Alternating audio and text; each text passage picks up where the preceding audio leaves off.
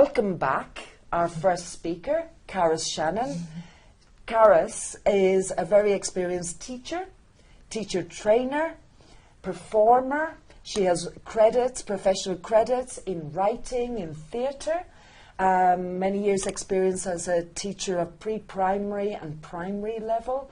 Last year, she gave a very inspiring talk on how to foment creativity in the classroom with our youngest learners. And this year, she is back to talk to us about how to work with storytelling in the classroom with her session, Telling It Together. Welcome, CARYS. Welcome back. Thank you very much. Thank you, Louise, Macmillan, and everyone who's out there watching us. It's fantastic to be here. And as Louise said, I'm a teacher of pre-primary and primary age groups, and I also specialise in storytelling and theatre. So I'm really excited to be talking today about Telling It Together, which is talking about how we can collaborate in class on story and character work. So we're going to be talking about telling stories, the preparation, the storytelling and the post-story activity, as well as how we can work with creating characters and unique stories in class, and also longer or bigger story projects that will see all of this work brought together. So I hope that you enjoy the presentation. And I'd like to start with a question for everyone who's watching, which is, in what ways are you already using stories in the classroom? Okay, so as I said at the beginning, this is an interaction with you. We would love to hear from you. CARYS would love to hear about your experience, and this question will appear on your screen now. In what ways are you already using stories in the classroom? So you can write in short answers. You don't have to write in complete sentences. We'd love to hear from you. And while we're waiting for people to respond, just to say, in the classroom, I use the stories that obviously appear as part of the textbooks, but I also use stories that we create together in class. I think it's a fantastic opportunity for language output and also for concept checking on any vocabulary or structures that you've already studied with your classes. Fantastic. So I use stories all the time in the class with lots of different purposes, and I'd be very interested to know what you're doing. Well, we have one answer through. Great. Thank you. To talk about, I use them to talk about the topic that the unit is about. Okay, so if we were doing something on animals, there are lots of animal stories out there. Food as well, and I mean, there's so many animals I think of it, like farm animals, you know, the farm animal stories, or the wild animal stories. Also for practicing structures. Another person, Juan Antonio, thank you. I am using short classic stories to introduce social science. Fantastic. Units to motivate them and involve them within the unit. So using story in other areas of the curriculum as well. That's fantastic. That's really fantastic. Great, thank you, Juan Antonio. And another person saying, as a storytelling for starters. Okay. So to start things off, to get people warmed up. Okay. Just a couple more. A way to set the scene, to reenact some scenes as well. And anything, introduce the topic. Thank you. Give a context as well. Okay. Okay. So thank you very much, everybody. Thank you. And I think that's what I wanted to say was, I think every teacher is already using stories in some way in the classroom. They're a fantastic tool. We know that they get people involved, they put the vocabulary and structures in context, and they help us to create a picture which really draws the interest of the pupils. So when we're talking about what kind of stories we can use or what tools we've got to use in the classroom, here's a quick list of things that we can use. So we've got the pre-written stories, choices between storybooks, graded readers, which are fantastic for the later years in primary when they need a little bit more of a challenge, and of course the stories from the textbooks.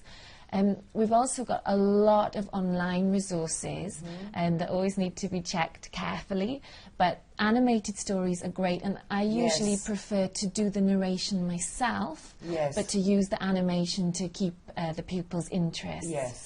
I'm also quite a big fan of stories created by a story generator. There's some notes in the handout about this, where you would create one story as a collaboration with your class, choosing specific vocabulary points, for example, what kind of animal, what colour, how big, and then the story is generated and you can read it together and put it into context. So they're really fun. And then we've got stories that we can create together. So I think sometimes this is the poor relation in the class, because it appears that it would need more work. But what I really want to say today is you've got the resources already. The students know or will know the vocabulary and also the characters. And so putting them together as a kind of jigsaw or a story grid, or using story dice, means that you can focus on vocabulary but get them involved as part of the creation process. So again, there's a few more notes in the handout about those. But I'd like to know, which of these options do you use most in your class at the moment? A, storybooks, B, animated stories, C, stories created by the class, or D, stories from the class textbook? Okay. So let's see, we'll give you a couple of seconds to do that. And I imagine that we're going to get different answers. There could be a mix as well, couldn't there? Exactly. It's not so black and white in real life. It's more to see which and we're seeing most that popular. in the responses. I think probably people will be using a variety here, which is great. Which is fantastic and very important. And personally, I use all of the above, so it's true at different times and for different purposes. The stories from the textbook have that lovely through line, so that everything is graded and everything is part of the journey that you're on. So obviously, I think that they might be the most popular. Great. Okay, Let's well, thank you. Okay. So, talking about telling stories, we're going to start with pre-primary, and the pre-story activity is sometimes something that is skipped over, and I think it's really important. So we're talking about things that we can do before we tell the story, so that pupils are warmed up and ready to participate as well. So we're talking about things like flashcard games to review the vocabulary, perhaps having a special storybook or a special place where you tell the stories, so that we know that we're changing into story time. One thing that I really like to do is to use a class puppet. I'm a huge fan of using a puppet for the younger pre-primary and some of the primary years. And I've got our puppet here today. Who's this? This is Tiger.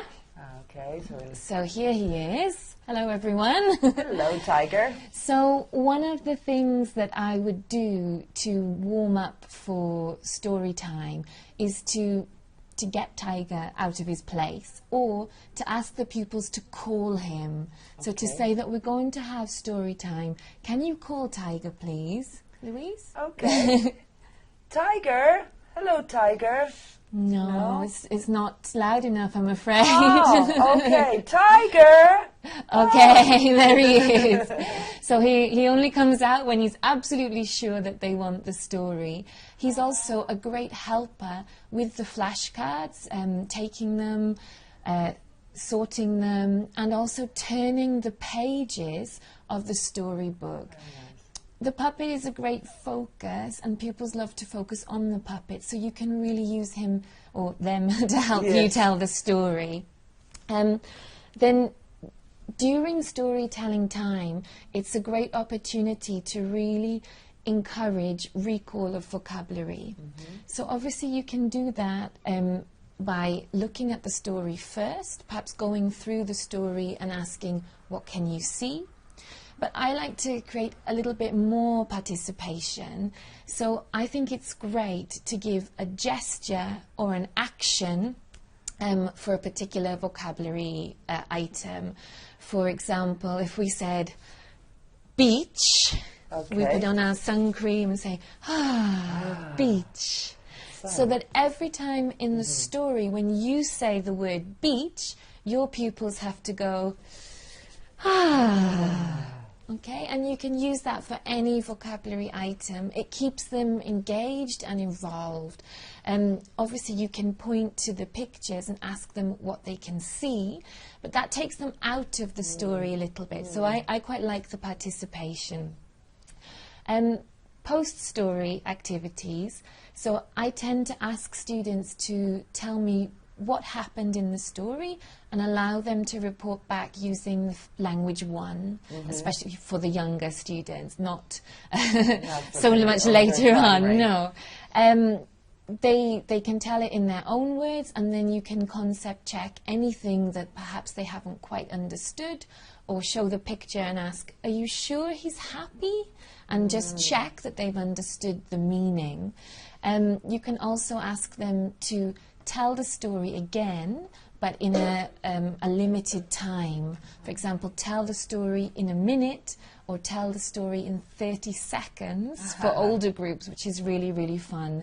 They can act it out, they can draw the story in a cartoon strip, and you can always bring in the story puppet. Yes. So story time is really special.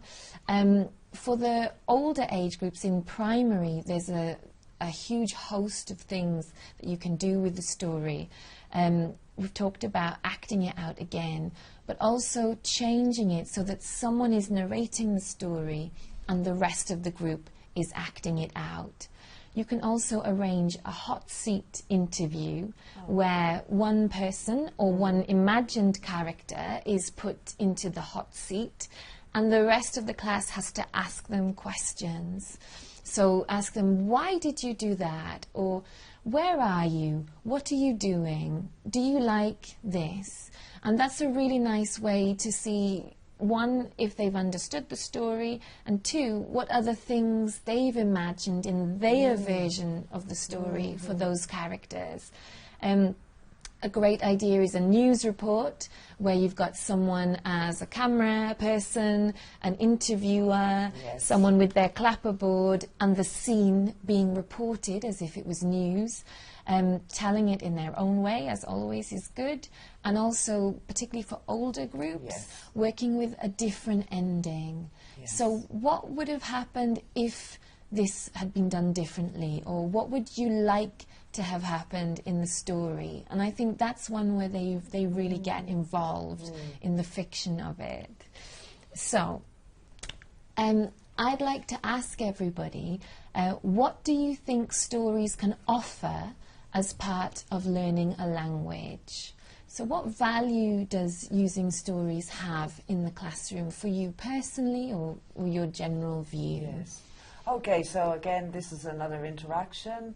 The question will appear on your screen now, and please write in short answers. As CARYS said, what is the value of stories to your teaching and your pupils' learning, really, isn't it? Exactly. What value does it bring? Yeah. And do you have any experience of that? Yeah. Exactly. And yes, and any situations that where certain things become obvious. Yeah, any specific examples? Tell us what you think. Exactly, exactly. So we'll just give people... Yeah, that's a big question. I mean, for me, I think they offer a great opportunity for context, but also for imagination and personalization and empathy. I think, you know, reading is something that is linked directly to empathy. And I'm just thinking of stories, because so many stories, and if we think about traditional stories or any stories, you know, particularly for this age group, the focus on values is very much present, and developing that emotional intelligence. Exactly. Because you're, you know, especially with infants and then into early primary, and obviously it continues to develop, but this, you know, growing awareness that we're part of a wider world. Yes. And it's, yes. Thank you, Fernando, is saying motivation, that they're motivating. Great. Somebody else is saying that it's a funny way, enjoyable way to Yes, learn new yes. vocabulary. The children are interested in all types of stories, so they haven't kind of formed strong opinions about what they like and don't like in terms of the types. I think that's very true. Yes, and here stories provide meaning, so they're learning through meaning, not kind of a rote kind of learning. Exactly. What I mentioned, and Alba here, thank you, Alba, is saying share values in a meaningful way.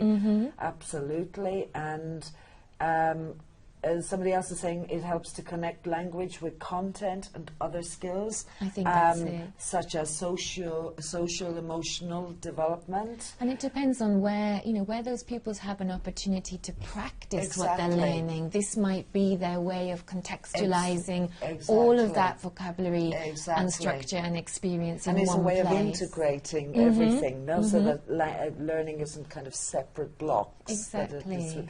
Just one more from Martha. Thank you, Martha. It depends. If we ask the students to act it out, develops confidence. Speaking of empathy, I once cried while reading The Giving Tree.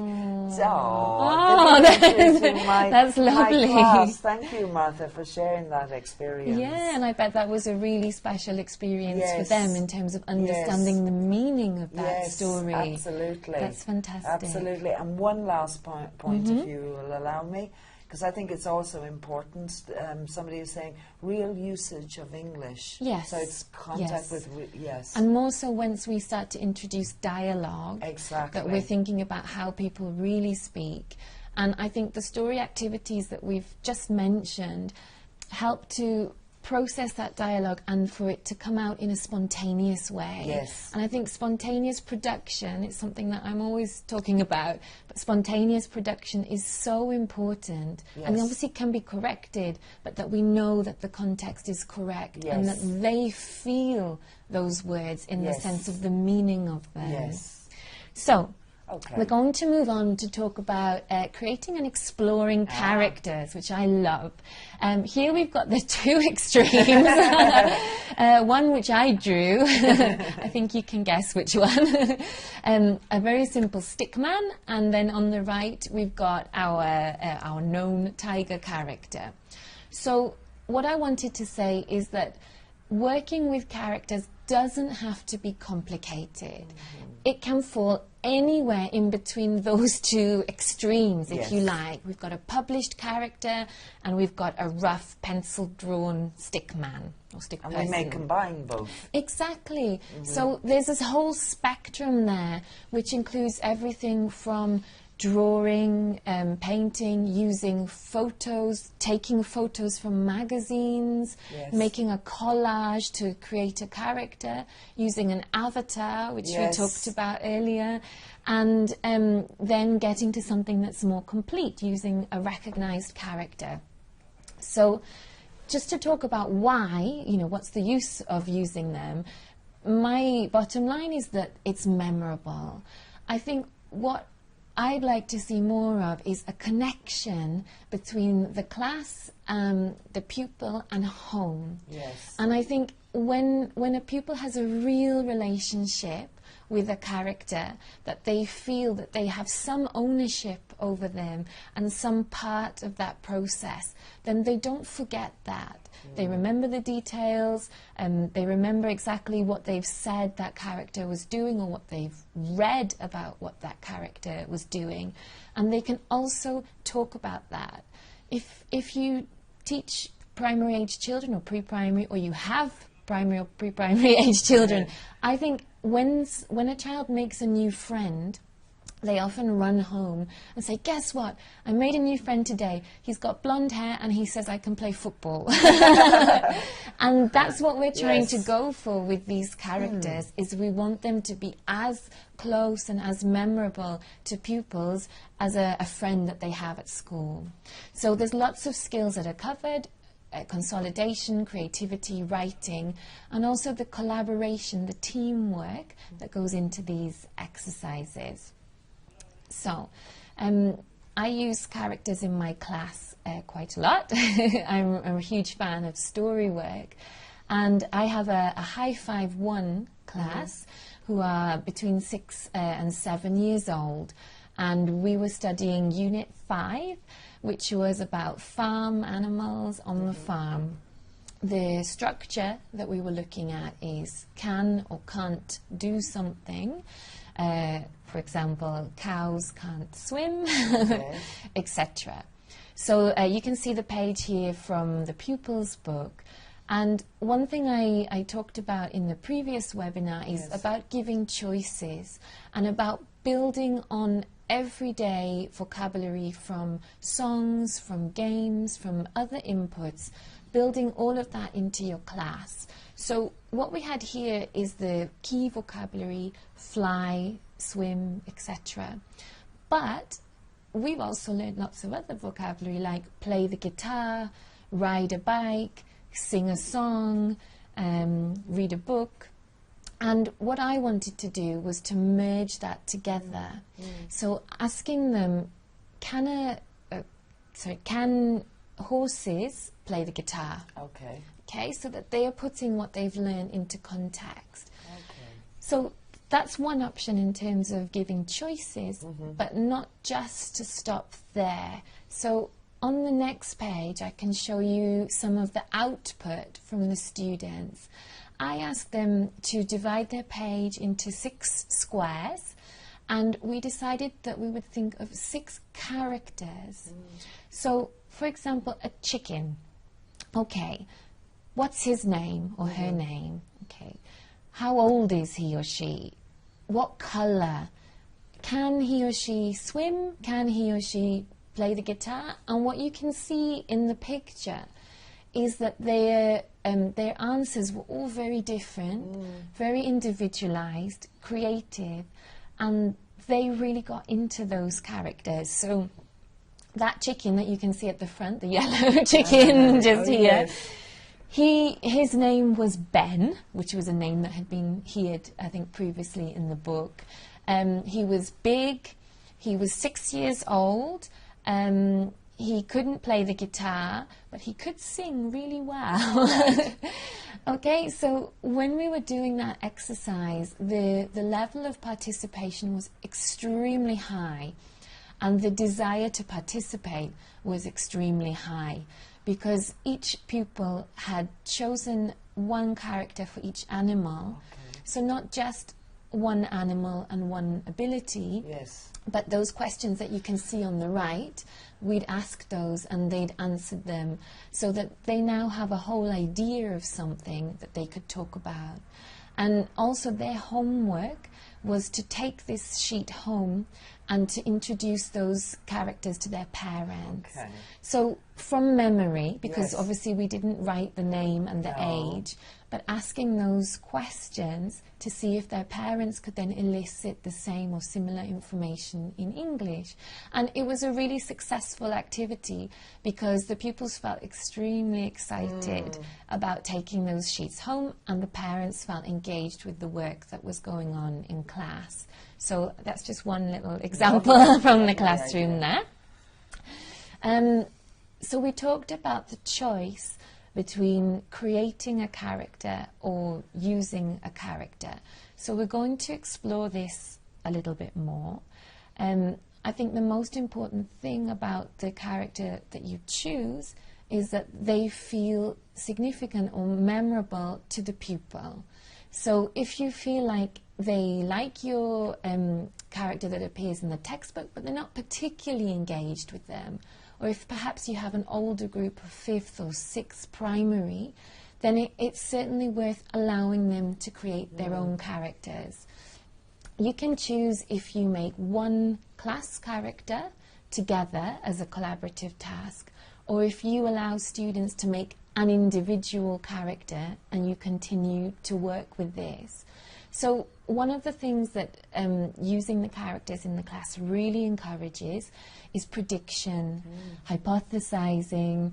If you have a group that is using grammar like going to, will, for predictions or future plans even, then this is a really worthwhile activity. The advantage of the textbook character is that pupils already have that information at their fingertips.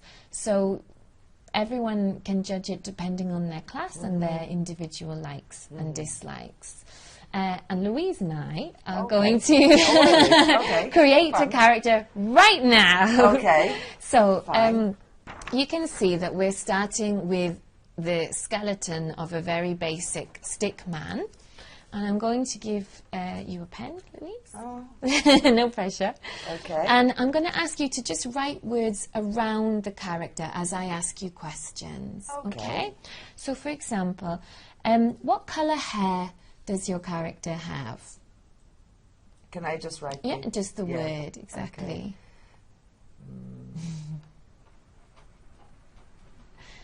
Okay, what colour eyes do they have?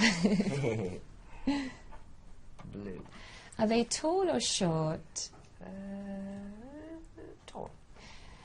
And what adjectives would you use to describe them? So depending on what level you're teaching, depends on what you'll be looking for in this exercise. You can give choices, tall or short, big or small, or you can ask an open question like, how would you describe them? Or what adjectives would you like to use? Pretty. If you have an older group, you can also ask them later for synonyms of the same adjectives, because perhaps they all have the same. They've chosen pretty or brave or clever. Yeah. I think, okay, do we have any other words we could use for that? Happy. So, what does your character like? Like doing, or what do they like? Do I have to write it? Or yeah, not? just a yeah. no. Riding their bike. Okay. And riding a bike. What don't they like doing? Eating cabbage. Okay. And what's your character's name? This is a very important question. This is a very important question. Carlota. Okay. So you can decide, or you can decide with your pupils, if your character should be allowed to have a name that is any kind of name, an invented name, if they have to choose a typical English language name, you can decide. So you would tailor this to your class, to whatever you've learnt previously and whatever you think they can handle. But I always leave the name until last. Okay. Because I think if you ask someone what's their name, you're already asking them to make a concrete decision about something that they haven't fully imagined yet. So once they've decided the qualities of the person, I think that it's easier for them to decide on the name. And also another way to do this is to do a close your eyes guided imagination exercise where you say, okay, imagine you've made a new friend. What do they look like? And the same questions, but you do it in a closed eye situation, and then you invite them to open their eyes and make notes. So what we've got in the end is a little example of our stick man with all the adjectives. Or person, it's true. Stick person and the adjectives that we've decided. Then you can see in this slide an example of a character profile. So I would always encourage doing the imagination activity in rough first with just a stick figure so that you're not asking them to worry about their drawing or anything else at this point. Then you can get them to fill in a more complex character sheet, or if they are younger, pre-primary could simply draw the character. If you want to do it as a class, you could ask and answer those questions as a collaborative task, and at the same time be drawing on the board, or ask pupils to draw on the board to help you create this character.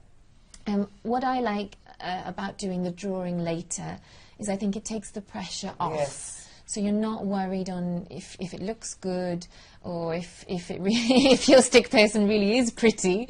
You're just getting the details down.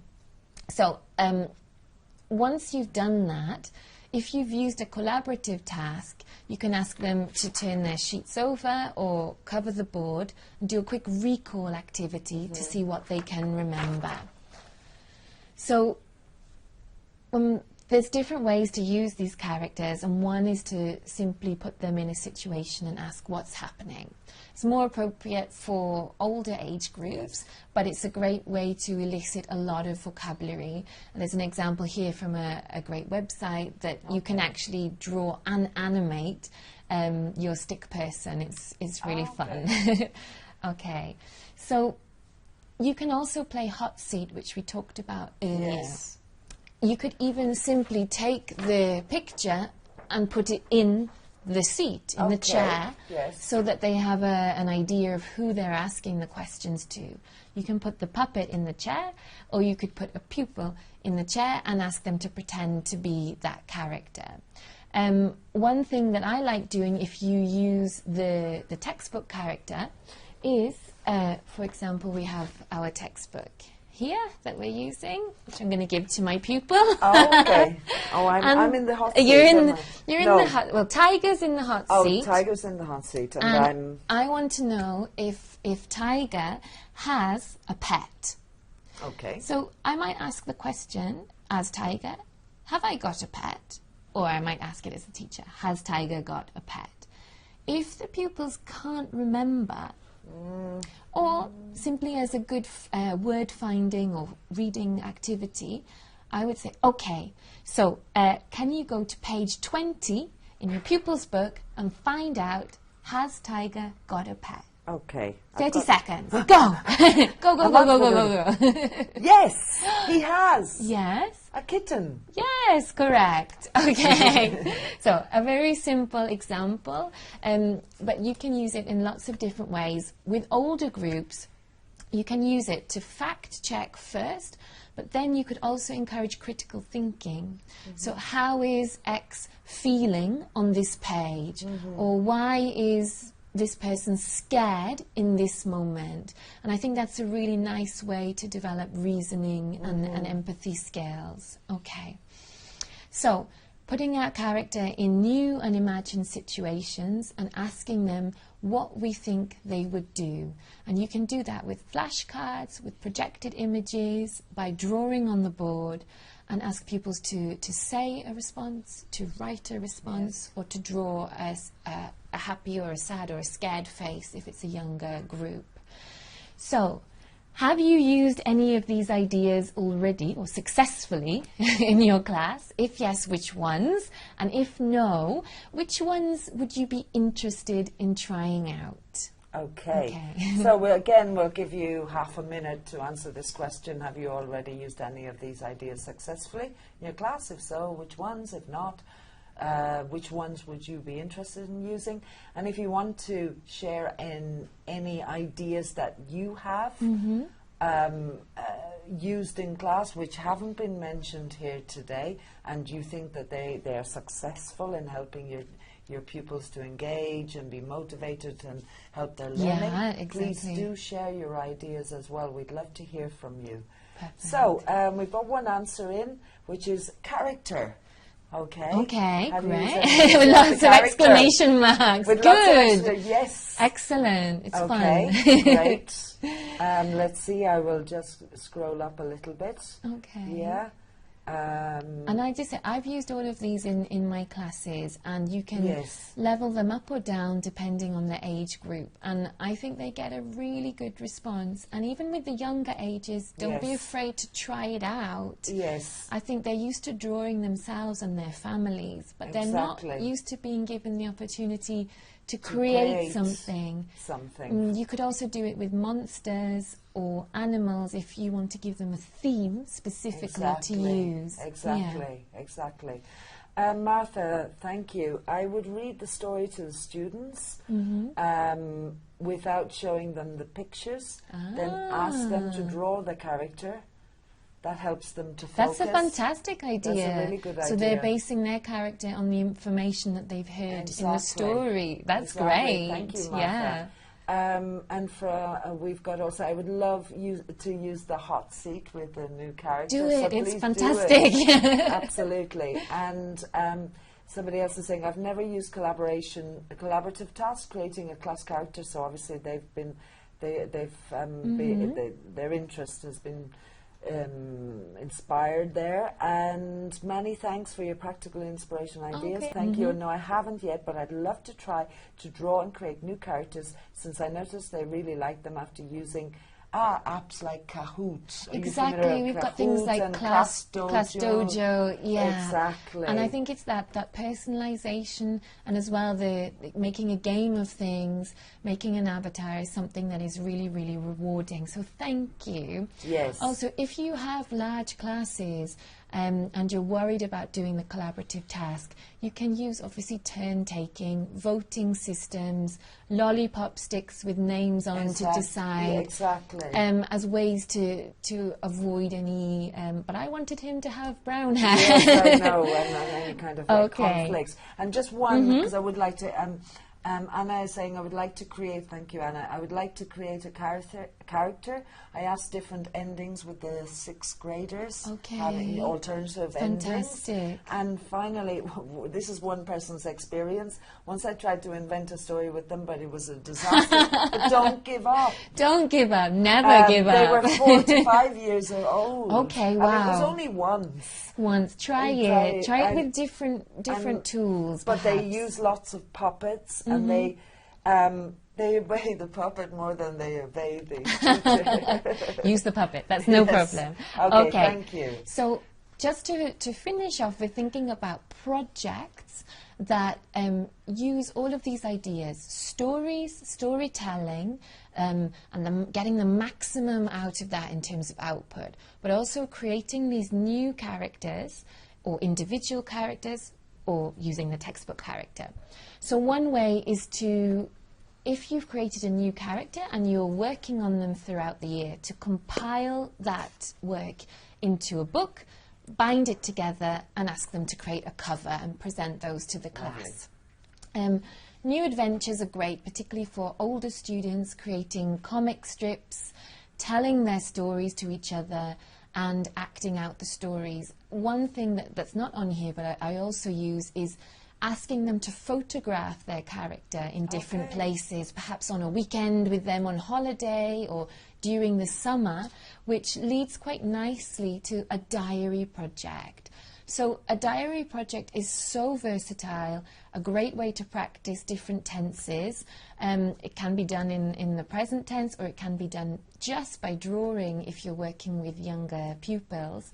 But you can talk about what the character has done throughout the book, or throughout your adventures with them, or similarly what they're going to do next, what they imagine for them, or even as a summer project or a Christmas project, what did they do? It's really fun, and you can see the colourful examples here from my classes. And a flip book, which I have talked about before, which is a great way to practice continuous tenses. You can see my terrible flip book here. How would your students, how would your pupils describe this story? What tenses would they use? What's the character feeling? And they could personalize it based on their own characters that they've created. It's a great way to share and retell the stories. So, there's no doubt I'm a huge fan of characters, character creation, and using what you've got. If you're time poor and if you're under pressure, then use what you've got in the textbooks, but also don't underestimate how motivated your students will be if they're allowed to create their own characters. One of the most common questions I get asked in my class is, can I colour it, or can I draw it, or can I write it how I want to? Right. And I think that shows that they are really hungry for storytelling on their own terms. And that creates a fantastic connection. It creates all of these things that you can see here, applying their own values and identifying with a character and a story, that then they're more likely to carry with them, to carry them home, talk about them to parents, or even keep that book for a very long Yes, time. yes. I've still got a diary project that I made when I was 8. You're joking. I've got it on my bookshelf. Really? It was such a wonderful experience. So I really encourage everyone to try something out and let us know how you get on. Great. Well, thank you very much, CARYS. Yes, I know. I mean, there's so many really lovely ideas there, and so very practical and very, I think, quite manageable and easy to put into practice with large groups of pupils, and different can be adapted to different ages, from pre-primary right up to 6th of primary and beyond. Yes. I've used all of these in my classes, and I think if you feel confident and don't feel afraid of their creativity, and don't make them think that there's a right way of doing it, let them express themselves and see where it goes, and I think you get a lot of spontaneous output, which is fantastic. It's what we want. Okay, great. So thank you, CARYS. And now we have a couple of minutes where we will invite you, the audience, to send in any comments or questions. You may have some questions regarding the different ideas, the activities, and the presentation here today given by CARYS.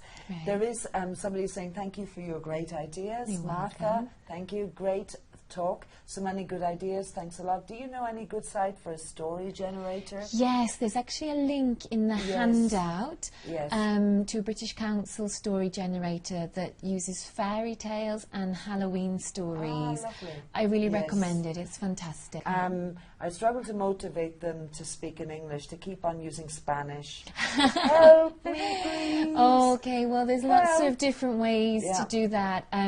Points-based systems, Class Dojo, which uses point systems, even if you're taking away points for Spanish use, rewarding people, class certificates, star of the week, star of the class, who spoke the most English, using the puppet to high-five or congratulate younger pupils when they've used English.